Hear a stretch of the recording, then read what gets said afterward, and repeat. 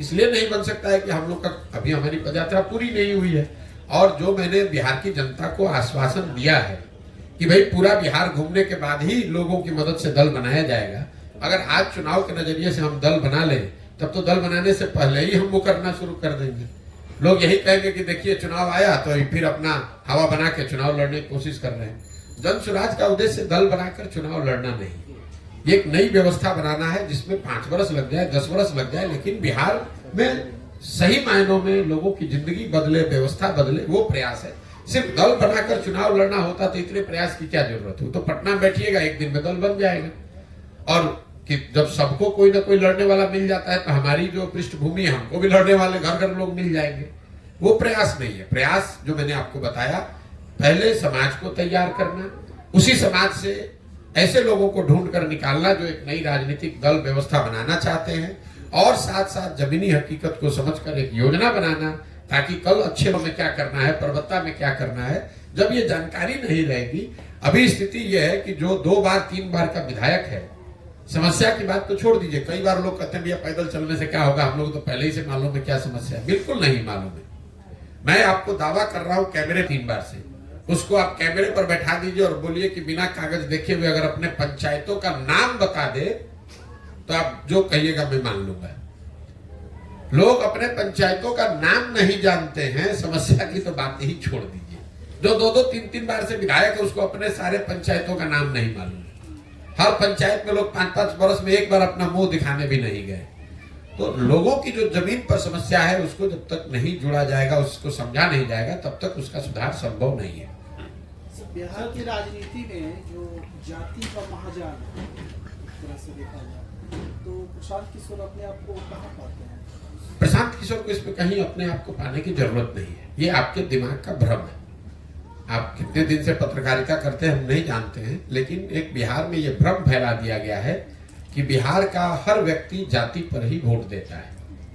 अब आपने ये कहा कि बिहार में जातियों का महाजाल है, तो मैंने पूरे देश में काम किया है। सुन लीजिए, हाँ, राजनीति के हिसाब से ही बोल रहे हैं। हमने पूरे देश में काम किया है। कोई राज्य हमको देश में नहीं मिला जहां जातियों का प्रभाव न हो। कर्नाटक में भी वोकालिगा और लिंगायत की बात आप रोज सुनते हैं। गुजरात में भी जातियों की बात होती है, आंध्र प्रदेश में भी जातियों की बात हो रही है, महाराष्ट्र में भी जाति की बात हो रही है। लेकिन आपको हमको ये समझ में नहीं आता है, चूंकि हम लोग पिछड़े और गरीब राज्य हैं, तो आप पर यह तोहमत लगा दिया गया है कि बिहार इसलिए पिछड़ा है क्योंकि यहाँ पर सब लोग जाति की ही बात करते हैं। और आपको हमको जाने अनजाने ये समझ में नहीं आ रहा है कि आप अपने मुंह में कीचड़ लगा रहे हैं, बिना इस चीज को समझे हुए ये बता रहे हैं जैसे कि पूरे देश में जाति नहीं है, बिहार में ही जाति है। अब मैं आपको इसका सटीक एक उदाहरण दे देता हूं। आप यहाँ पत्रकार हैं, राजनीति को कवर करते हैं। बिहार में मोदी जी को, भाजपा को वोट पड़ता है कि नहीं पड़ता है? पड़ता है। जब आप जाकर पूछेंगे कि वोट कैसे ये सांसद जीता है, तो लोग बताते हैं कि अरे सांसद को कहाँ वोट पड़ा, तो मोदी जी के नाम पर सब वोट पड़ा है। तो अगर बिहार में हर व्यक्ति जाति पर ही वोट दे रहा है, तो मोदी जी के जाति का तो आदमी बिहार में रहता नहीं है, तो वो मोदी जी को वोट कैसे दे रहा है? अभी तो आपने कहा कि भाई हर आदमी जाति पर ही वोट दे रहा है, तो मोदी जी के जाति के कितने लोग बिहार में रहते हैं ये आप हमको समझा दीजिए। तब आप तुरंत कहिएगा भैया वो तो हिंदू मुस्लिम के नाम पे देता है। हिंदू मुस्लिम के नाम पे दे रहा है, लेकिन जाति के नाम पे तो नहीं दे रहा है। कई जाति समूह के लोग भाजपा को, मोदी जी को किसी दूसरे मुद्दे पर वोट देते हैं, जाति पर नहीं देते। इसका दूसरा पक्ष देख लीजिए। बिहार में 18% मुसलमान रहता है, वो आरजेडी को वोट देता है, लालटेन को वोट देता है। वो लालू जी के जाति का तो नहीं है, तो मुसलमान आरजेडी को क्यों वोट देता है? वो वोट इसलिए देता है क्योंकि वो भाजपा को दे नहीं सकता है और सामने उसके पास कोई विकल्प नहीं, इसलिए लालटेन को वोट देता है। वो जाति के लिए वोट नहीं देता है। बिहार में 50% से ज्यादा ऐसे लोग हैं जो जाति के आधार पर वोट नहीं करते। ये आप भ्रम मत पालिए। तो ये लोगों के दिमाग में बैठा दिया गया कि भैया जाति पर सब वोट होता है, जाति पर ही सब वोट होता है। जाति भी एक महत्वपूर्ण पहलू है, ऐसा नहीं है कि जाति की महत्ता नहीं है, लेकिन जाति भी एक विषय है। सिर्फ जाति के आधार पर 100 में 100% वोट पड़ता तो जो भी जाति का आदमी एक बार जीत गया वो कभी चुनाव ही नहीं हारता। उस जाति के लोग वो विधानसभा, पंचायत, प्रखंड छोड़कर चले थोड़ी ना गए हैं। इतना आसान नहीं है जितना आप समझते हैं कि सब जाति पर ही वोट देता है। समाज में इस बात की समझ है, उसको अगर कोई बेहतर विकल्प दिखेगा, विश्वसनीय व्यक्ति, विश्वसनीय चेहरा, विचारधारा दल दिखेगा, तो समाज में ये ताकत है, समझ है, वो जातियों से ऊपर उठकर पीछे वोट करता रहा है और आगे भी करेगा, चिंता मत कीजिए। तेजस्वी यादव 20 से जन विश्वास यात्रा अपनी करेंगे, इसको लेकर इसमें हमको क्या मानना है?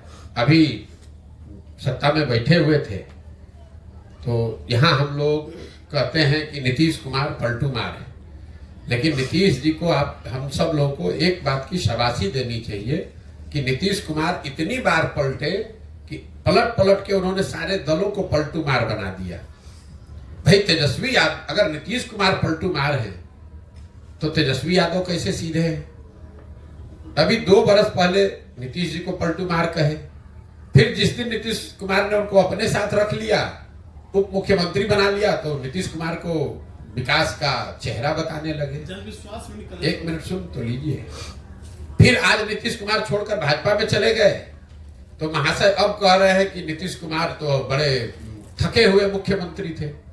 यही हाल भाजपा का है। अमित शाह आए, बोले कि भैया एक एक बिहार के आदमी सुन लो, नीतीश कुमार के लिए भाजपा का दरवाजा बंद है। तो हमने वही कहा कि भाई दरवाजा तो अमित शाह बंद करके ठीक ही गए थे, छिटकिनी लगाना भूल गए थे। जैसे ही हवा का झोंका आया, दरवाजा खुल गया, नीतीश कुमार को बैठा लिए बगल में। जो नरेंद्र मोदी जी मध्य प्रदेश में जाकर एक सभा में कह रहे थे कि इस आदमी ने, एक नेता ने महिलाओं के लिए ऐसी अभद्र टिप्पणी की है विधानसभा में, इनको सजा होनी चाहिए। वही मोदी जी के नेतृत्व वाली भाजपा, वही मुरेठा बांधकर घूमने वाले सम्राट चौधरी आज नीतीश कुमार को बिहार का भविष्य बता रहे हैं। आपने कहा जन विश्वास यात्रा, आप कोई भी यात्रा कर लीजिए। नीतीश कुमार किए थे समाधान यात्रा, कितना बिहार की समस्या का समाधान हो गया। अभी राहुल गांधी कर रहे हैं न्याय यात्रा, कितना बिहार के लोगों को न्याय मिल गया। तो इनके जन विश्वास यात्रा करने से क्या होगा? सबसे ज्यादा विश्वास आपने तोड़ा। 30 बरस से लालू नीतीश का ही राज है इस देश में, इस बिहार में। 30-32 बरस में बिहार से गरीबी कम नहीं हुई, पलायन रुका नहीं, बच्चों की पढ़ाई की व्यवस्था हुई नहीं, रोजगार मिला नहीं। तो अब किस विश्वास की बात कर रहे हो? जनता इतनी बेवकूफ नहीं है। आएंगे विश्वास यात्रा में, भीड़ दिखेगी, पैसे के बल पर, काडर जात के नाम पर कुछ लोग इकट्ठा हो जाएंगे, उससे कोई फर्क नहीं पड़ने वाला है। काठ की हांडी बार बार नहीं चढ़ाई जा सकती है। जिन लोगों ने आरजेडी को, लालू जी के, उनके बच्चों की सरकार को देखा है, वो जानते हैं कि ये लोग जात पात, हिंदू मुस्लिम और भ्रष्टाचार गुंडागर्दी से ऊपर उठकर राजनीति नहीं कर सकते हैं। वो आरजेडी का कैरेक्टर है। इन 4 चीज से ऊपर उठकर आरजेडी के लोग राजनीति नहीं कर सकते हैं। तेजस्वी यादव उससे अलग नहीं है।